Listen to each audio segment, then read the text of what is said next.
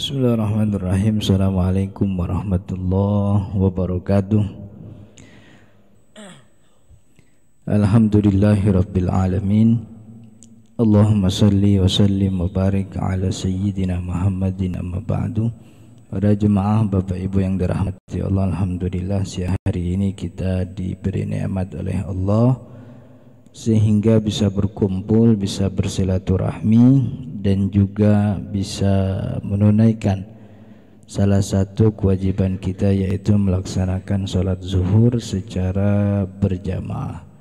Salawat dan salam kita sampaikan kepada Nabi besar Muhammad sallallahu alaihi wasallam beserta keluarga dan juga para sahabatnya, dengan harapan dan doa mudah-mudahan kita termasuk orang yang mendapatkan syafaat Rasul sallallahu alaihi wasallam di hari kiamat nanti. Amin ya rabbal alamin. Para jemaah yang dirahmati Allah, kajian tentang fikih perbandingan sedianya biasa kita lakukan di hari Selasa pekan pertama. Hanya saja karena ada satu dan lain hal sehingga untuk bulan ini kita agak geser jadi ke hari Rabu. Para jemaah yang dirahmati Allah, materi kajian fikih perbandingan pada kesempatan siang hari ini insyaallah kita akan bahas satu masalah dalam hal kaitannya dengan toharoh. Dulu kita sering diperdengarkan dan kita diperlihatkan oleh orang tua kita bahwa ketika orang sudah suci dari hadas alias sudah berwudu begitu, maka bersentuhan dengan lawan jenis yang bukan mahram termasuk istri itu membatalkan wudu, dan itu hampir menjadi kesepakatan seluruh muslim Indonesia dulu. Tapi belakangan kita melihat justru banyak tokoh-tokoh agama yang bersentuhan dengan istrinya lalu dia masuk masjid tanpa berwudu lagi, dan kita pun diperlihatkan zamannya sudah terbuka, informasinya jadi luas. Kita juga diperlihatkan ternyata ada hadis bahwa Nabi Muhammad sallallahu alaihi wasallam dalam sebuah riwayat qabbala ba'da nisaihi, beliau mencium istri-istri beliau, kemudian dakhalal musalla, masuk masjid, masuk tempat salat, walam yatawaddu, dan dia enggak wudu lagi. Jadi Nabi Muhammad pun bersentuhan, kan nyium kagak ada yang jauh kan, nyium kan megang tuh, nyentuh, cium itu istri-istrinya, kemudian dia masuk masjid dan salat tanpa wudu lagi. Dalam riwayat yang juga punya indikasi sama, Nabi Muhammad diceritakan pernah sholat tahajud di rumahnya, kan gitu. Nabi Muhammad kalau sholat sunnah emang di rumahnya. Ketika beliau sedang sholat tahajud, tempat sujudnya Nabi itu ternyata ada kaki Sayyidah Aisyah gitu. Jadi saking sempitnya tuh kamar Nabi Muhammad sallallahu alaihi wasallam, itu ketika beliau sholat tempat sujudnya ada kaki Sayyidah Aisyah yang menghalangi tempat sujud Nabi. Akhirnya ketika kalau Nabi Muhammad sujud nih bukan sujud di atas tanah tuh, sujud di atas kaki Sayyidah Aisyah akhirnya. Karena itu kaki Sayyidah Aisyah digeser tuh. Nabi Muhammad lagi sholat, geser tuh kaki Sayyidah Aisyah. Nah itu kan geser tuh kan megang tuh. Geser kan nggak ada yang pakai remote wireless dulu kan, nggak ada. Tuh megang tuh. Akhirnya kalau kita katakan nyentuh lawan jenis termasuk istri batal, Nabi Muhammad mestinya batalin sholat tuh. Tapi Nabi Muhammad terusin tuh sholatnya gitu. Akhirnya kan timbul kebingungan nih orang sekarang. Ini yang bapak emak gue dulu kerjain benar apa enggak gitu. Tapi ternyata hadisnya tuh Nabi Muhammad cium tuh. Maka ada beberapa ustadz zaman sekarang tuh kalau mau pergi ke masjid itu cipika-cipiki sama bininya dia. Kan ya? Ya kan, biasanya ustadz rumahnya samping masjid biasanya begitu, entah itu mandiri apa dikontrakin sama pengurus masjid kan gitu, biasanya begitu. Dia keluar rumah pas sudah azan cipika-cipiki. Orang yang lewat ke masjid kan ngelihat, "Bang, ustadz romantis banget, mau pergi sholat dah kayak pergi jihad gitu, pakai cipika-cipiki." Masuk masjid dia nggak wudhu lagi. Kalau orang-orang kampung itu udah apa kalau bahasa kerennya well informed kan gitu, sudah dikasih tahu bahwa itu mukhtalaf perbedaan pendapat ya nggak apa-apa. Tapi kan di antara orang kampung tuh banyak yang nggak tahu, taunya tuh kalau megang istri batal aja. Dia bilang tuh Ustaz, tadi cipika-cipiki tuh sama bininya. Dia masuk masjid kagak wudhu lagi. Wah sesat nih aliran nih, beda aliran sama kita. Udah anak gue tarik lah, nggak ngaji lagi sama dia kan gitu akhirnya. Jadi gitu, maka itu perlu dijelaskan apa benang merah kenapa kemudian mazhab Syafi'i menetapkan bahwa bersentuhan dengan lawan jenis itu termasuk istri, lawan jenis yang bukan mahram, karena istri juga kan bukan mahram. Bukti kalau istri bukan mahram jadi bini kita kan gitu. Kalau dia mahram nggak boleh jadi bini kan gitu. Ntar kita jelasin. Jadi itu ulama Syafi'i bilang gitu. Apa enggak tahu tuh Imam Syafi'i ada hadis Nabi Muhammad nyium bininya ketika sebelum sholat? Apa ulama Syafi'i enggak tahu ada riwayat Nabi Muhammad nyingkirin itu kaki Sayyidah Aisyah ketika sholat tahajud? Tapi sebelum itu kan bagian dari hal-hal yang membatalkan wudhu. Jadi sebelum kita bahas itu, sejenak kita bahas hal yang membatalkan wudhu yang disepakati, yaitu pertama keluar sesuatu dari dua lubang kemaluan. Itu sepakat, ulama sepakat bahwa itu membatalkan wudhu dan itu membuat dia berhadas kecil. Kalau dalam mazhab Syafi'i sih apa aja yang keluar dari dua lubang kemaluan, mu'tadan au nadiron, sesuatu yang keluar tuh emang biasa keluar di situ atau sesuatu yang nggak biasa keluar dari situ, itu batalin tuh gitu. Ya kan kalau ada orang kencingnya batu, itu nggak batal lu, batal pokoknya kalau keluar dari dua lubang kemaluan batal. Rihan, jamadan au ma'ian, baik itu cair, padat atau gas gitu. Semuanya batal dan itu sepakat tuh. Jadi keluar sesuatu dari lubang kemaluan, najis atau tidak najis, itu membatalkan wudhu. Tapi kalau keluar najis dari selain dua lubang kemaluan tuh nggak batal tuh. Kalau dalam mazhab Syafi'i itu nggak batal. Contoh kita punya koreng, udah wudhu tiba-tiba korengnya apa istilahnya tuh kalau kata orang kampung teboek kesenggol orang, keluar darahnya, wudhunya nggak batal. Cuman itu karena darah najis dibersihin gitu, wudhunya nggak batal karena itu najis keluar bukan dari dua lubang kemaluan. Karena dulu siapa yang dulu sholatnya mimisan tuh saya lupa cerita siapa, itu terus meneruskan sholatnya Sayyidina Umar apa siapa. Jadi dalam mazhab Imam Syafi'i kalau ada orang punya bisul nih, di bisul sholat dia ke masjid, itu bisul ada pas di ujung siku, dijaga rapi-rapi, dia sholat benar, tiba-tiba anak kecil lari-larian di masjid, nggak sengaja tuh bisul ketampol tuh pakai tangannya anak kecil. Wah itu yang bisul udah dijaga sampai merah gitu, maksudnya biar dia yang mecahin diri, dipecahin sama anak kecil. Darah keluar, wudunya nggak batal, cuman sholatnya batal. Sholatnya batal karena ada najis di badannya gitu. Jadi sholatnya batal tuh bukan karena wudunya yang batal, tapi karena ada najis di badannya. Maka beresin tuh najis, bersihin, nggak perlu wudu lagi, dia sholat selesai urusan. Jadi keluar sesuatu di lubang kemaluan, kemudian yang kedua tidur. Cuman tidur yang batalin sholat tuh ulama juga sepakat sebenarnya bahwa tidur yang pantatnya terbuka. Kenapa dikatakan ada syarat tersebut? Karena Nabi Muhammad yang mengatakan al-ainani wika usahi, kata Nabi Muhammad gitu. Dua mata ini adalah penutupnya dubur. Kalau dua mata ini tertutup, dubur terbuka. Kalau ini terbuka maka dubur tertutup. Jadi kata Nabi Muhammad, dua mata ini penutupnya dubur. Maka orang yang tidur dia wudhu lagi. Kata Nabi Muhammad, "Manama falyatawaddo."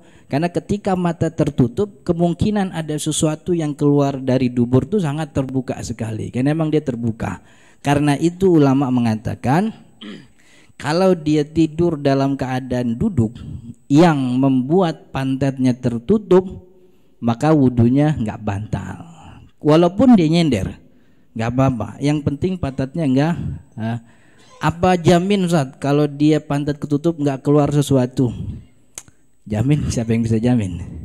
Gampangnya begini, kita semua pada punya motor kan ya, pernah naik motor ya, naik motor, naik mobil.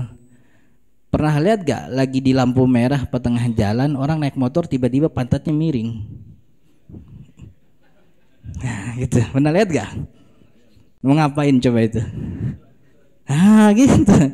Jadi pantat yang tertutup tuh nggak punya ruang dia. Ternyata udara pun butuh udara untuk beraksi nih. Jadi ketika itu tertutup tidak ada ruang, maka tidak kemungkinan ada yang keluar tuh nggak ada. Kan gitu. Di mobil kayak di mana kayak gitu. Jadi kalau ada ustadz geser sirige, wah berarti lagi ustadz kentut tuh. Lagi kita. Itu maksudnya. Maka kata ulama kalau dia tidur dalam keadaan pantatnya tertutup, duduk kan kalau bahasa ulama fikihnya ana imul mutamakkinu makanuhu kan gitu. Orang yang tidur dan tempatnya tuh mutamakin tetap begitu.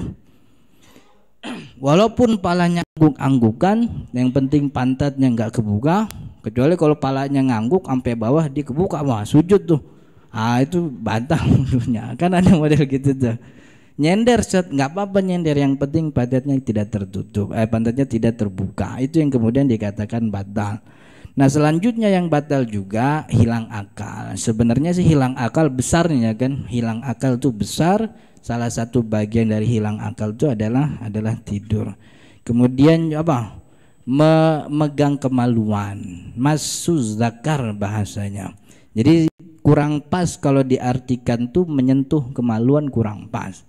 Kalau menyentuh tuh dengan bagian apa saja namanya menyentuh, nyenggol. Ya kan, bagian luar tangan nyentuh, bagian dalam nyentuh, bagian siku nyentuh. Tapi kata ulama yang batal tuh yang saya megang gitu dengan bagian dalam telapak tangan dan tanpa penghalang gitu. Itu bahasa Indonesianya betul. Ya megang ya gitu ya, nggak usah dipertajam lagi lah gitu. Itu megang. Maka kalau menyentuhkan dengan bagian apapun. Nah baru yang kelima nih bersentuhan. Nah itu bersentuhan kalau benar yang kelima, bersentuhan dengan lawan jenis, bukan memegang.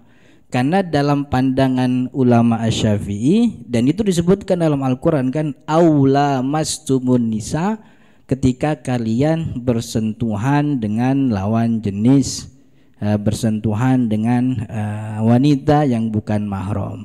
La masa yulamis itu artinya menyentuh dalam bahasa Indonesia. Ya menyentuh itu dengan bagian apapun. Tapi karena memang perlu perincian, yang namanya hukum fikih itu harus pakemnya jelas, maka ulama Syafi'i memberikan syarat. Nanti kita jelaskan kenapa ulama Syafi'i tidak menggubris ada hadis bahwa Nabi Muhammad tuh bersalam atau mencium istrinya. Syarat yang kemudian dikatakan ulama Syafi'i kenapa batal, yang pertama pastikan bahwa yang bersentuhan itu adalah lawan jenis. Karena mungkin pada satu kondisi orang sudah berwudu kemudian nyenggol kiri kanan, dia nggak pasti yang nyentuh itu siapa. Lagi di keramaian misalnya, atau dari rumah udah wudu, dari kantor udah wudu, tiba-tiba ada orang lari kencang banget gitu, kepegang tuh lehernya, tangannya kepegang gitu. Cuman dia nggak tahu tuh yang tadi megang siapa ya gitu. Larinya kencang banget tuh, zat romannya sih laki. Ya bisa juga sih perempuan lari kencang gitu. Ya maling kan laki perempuan lari kencang juga gitu. Di ASEAN Games kemarin tuh tahun 2019 ASEAN Games, itu lomba lari maraton juara 1 nomor putri kan perempuan tuh. Kan artinya untuk lari kencang kemungkinan perempuan tuh banyak. Jadi jangan sangka kalau yang lari itu cuma laki doang gitu. Itu yang lari kencang Zatra, kayaknya sih ya nggak jelas sih laki apa perempuan. Tapi rambutnya gondrong San. Rambutnya gondrong, laki juga banyak tuh yang rambut gondrong kan ya. Laki yang rambutnya sampai pinggang juga banyak gitu. Karena kemungkinan ini nggak jelas, maka seperti dikatakan tidak ada. Artinya ya dia nggak ada masalah. Karena yang nyenggol dia, yang megang dia itu sebuah keraguan-raguan. Sedangkan kepastiannya dia sudah berwudu. Yang nyenggol dia tuh diragukan tuh laki apa perempuan. Nah, keraguan tidak bisa menggugurkan yang sudah menjadi keyakinan, maka wudunya tetap. Satu, yang pertama, pastikan bahwa yang bersentuhan dengan lawan jenis yang bersentuhan itu adalah laki dan perempuan. Yang kedua, dikatakan batal wudunya kalau persentuhan tersebut tanpa ada penghalang. Jadi langsung badan ketemu badan, kulit ketemu kulit, kalaupun pakai bajunya mukena baju kaos doang, berarti nggak bersentuhan namanya. Jadi yang bersentuhan tuh langsung kulit ketemu kulit. Kita main ke rumah teman kita, ketemu ibunya baru pakai mukena siap mau sholat, kita cium tangan sebagai bentuk hormat anak kepada orang tua, biar nggak batal tuh ibu yang mau sholat, cium tangannya dari dalam mukena. Assalamualaikum Bu Haji, lagi main nih gitu kan gitu. Jadi itu yang biasa dilakukan oleh orang tua kita kan gitu. Kalau ketemu teman anaknya, ya masa iya tuh anak mau nyelonong masuk kan ya, ketemu emaknya dulu. Sehat dong. Mak lu masih janda? Masih gitu. Kirain udah ada yang nikah gitu kan gitu. Jadi itu tanpa penghalang. Jadi kalau ada penghalangnya nggak batal. Nah kemudian yang ketiga, kata ulama Syafi'i dikatakan batal tuh lawan jenis dipastikan tanpa penghalang. Yang ketiga, bersentuhan pada bagian yang ada dagingnya. Jadi kalau bersentuhan itu pada bagian yang tidak punya daging seperti kuku, gigi dan rambut, nah itu nggak batalin wudu. Kuku, gigi dan rambut. Jadi kalau biar romantis suami istri mau ke masjid pamitan, adu-aduan kuku aja biar nggak batal tuh, ngadu kuku apa ngadu gigi gitu, apa rambut, iya kan nggak batal tuh. Cuman kan diliatin orang, tuh Pak Haji udah lama begitu tuh, diliatin tuh, mana adu-aduan kuku nih. Jadi karena karena kan salah satu sebab kemudian ulama Syafi'i batal bersentuhan tuh mazinnatus syahwan, tempat timbulnya syahwat. Nah syahwat tuh biasanya tidak timbul, dan orang kan tidak mengkategorikan kecantikan seseorang tuh dari giginya gitu, enggak, dari kukunya juga enggak gitu. Gimana cantik gak? Cantik. Kok tahu cantik dari mana? Kukunya sih warna-warni gitu kan, enggak, ukuran cantik tuh enggak begitu kan. Iya, mukanya yang cantik, kulitnya yang mulus gitu. Kemudian yang keempat, nah ini penting.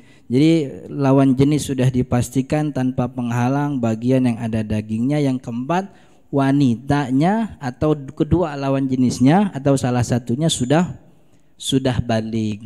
Jadi kalau kita nih laki-laki dewasa sudah berwudu mau berangkat ke masjid, di depan rumah kita tetangga kita lagi ada ibu-ibu mong anaknya perempuan cantik, kita pegang tuh pipi anaknya, wudunya nggak batal karena anak kecil.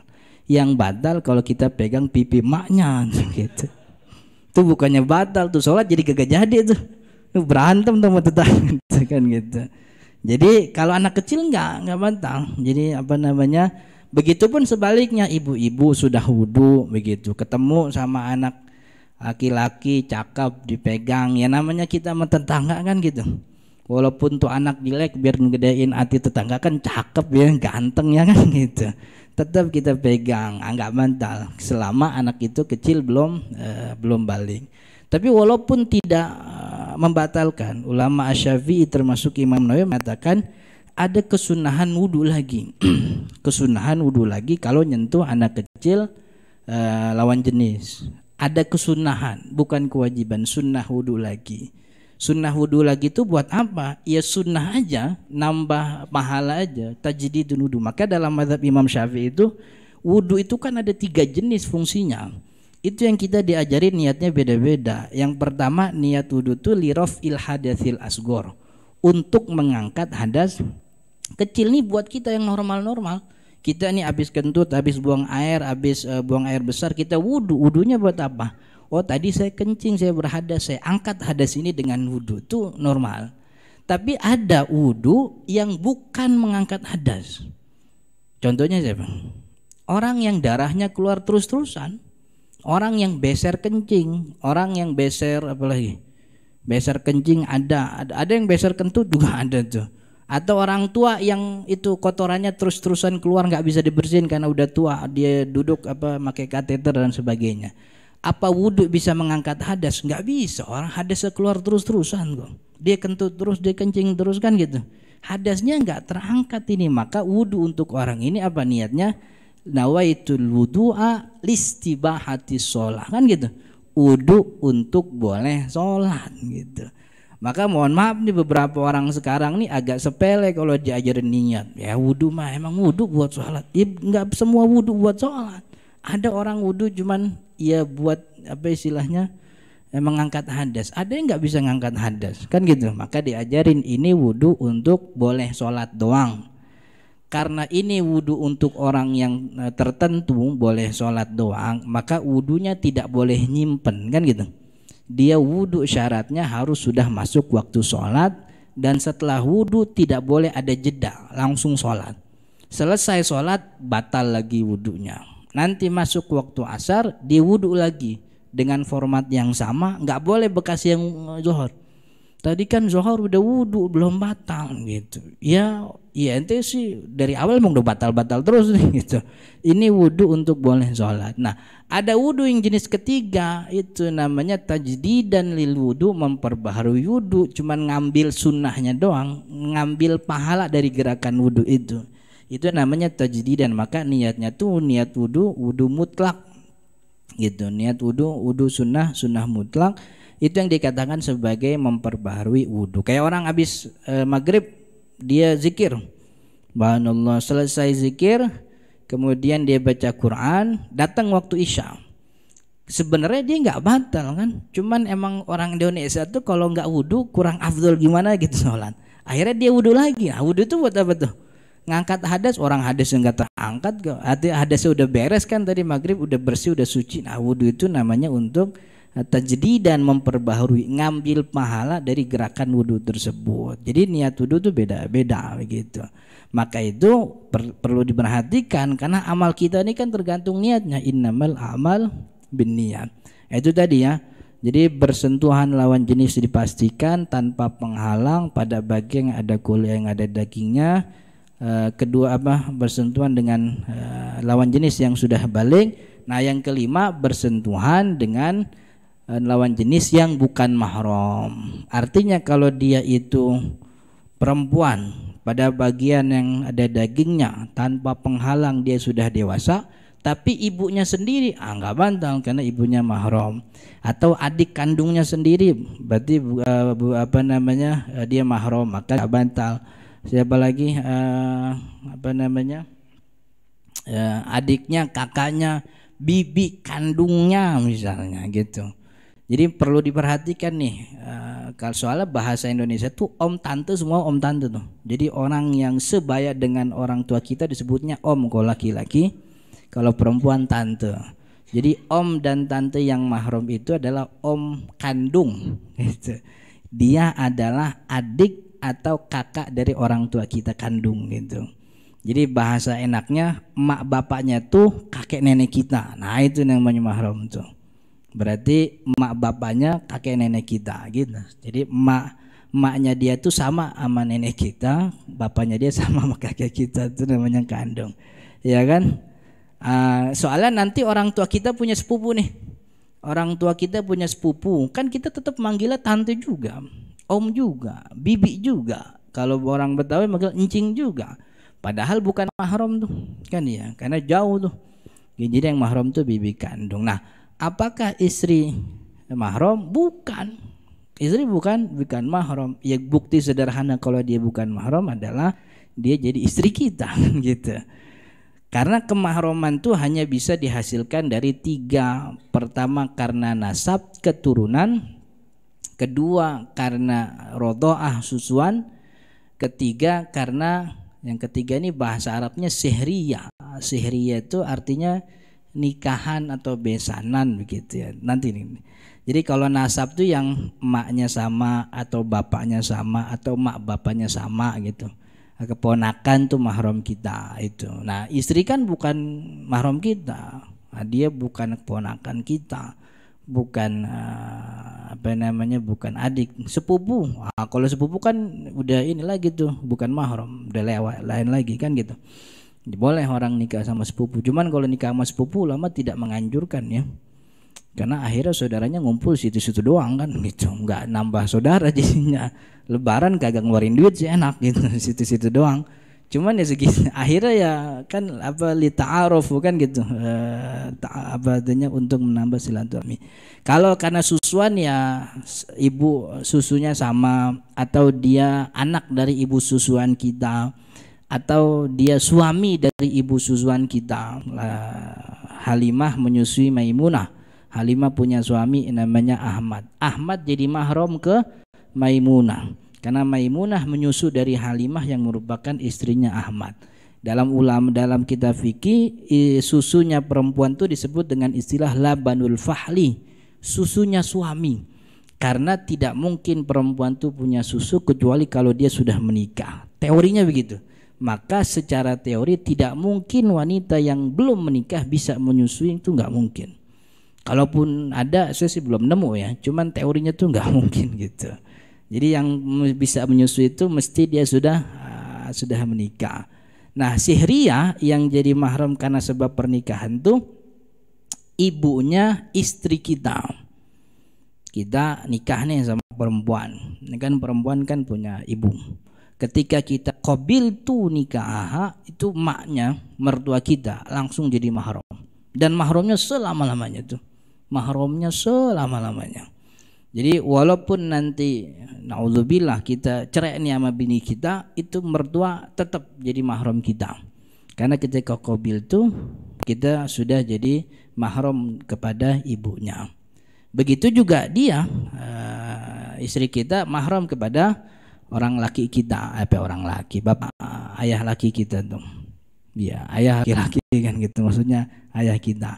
Atau juga anaknya istri. Nikah dengan janda sudah bawa anak perempuan, gadis cantik menawan, kita nikahin tuh ibunya. Kalau yang namanya anak istri kita belum jadi mahram kecuali kalau sudah gauli ibunya. Jadi pas qabil tuh belum jadi mahram tuh anak. Jadi pas kita qabil tuh kalau rada demen anaknya ceraiin buru-buru sebelum duhul gitu. Ya kalau nggak punya perasaan gitu. Gitu. Cuman apa namanya kalau kita gauli ibunya jadi otomatis anaknya jadi mahram. Begitu juga kita punya mantu. Anak kita nikah sama perempuan tuh mantu jadi mahram kita. Tapi istri nggak jadi mahram. Maka itu bersentuhan dengan istri tetap membatalkan. Lalu Nabi Muhammad ulama Syafi'i nggak tahu Ustaz ada hadis itu, tahu Nabi Muhammad. Tapi ulama Syafi'i mengatakan bersentuhan itu madzinnatus syahwat, tempat timbulnya syahwat. Tempat timbulnya syahwat.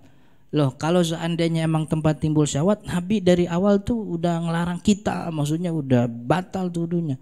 Kalau dulu Nabi Muhammad tuh pernah dikatakan oleh Sayyidah Aisyah, Nabi Muhammad tuh yuqabbil ba'da nisa'i wa huwa sha'im walakinnahu amlakukum liirbihi. Tapi Nabi Muhammad ini adalah orang yang paling pandai menjaga syahwatnya.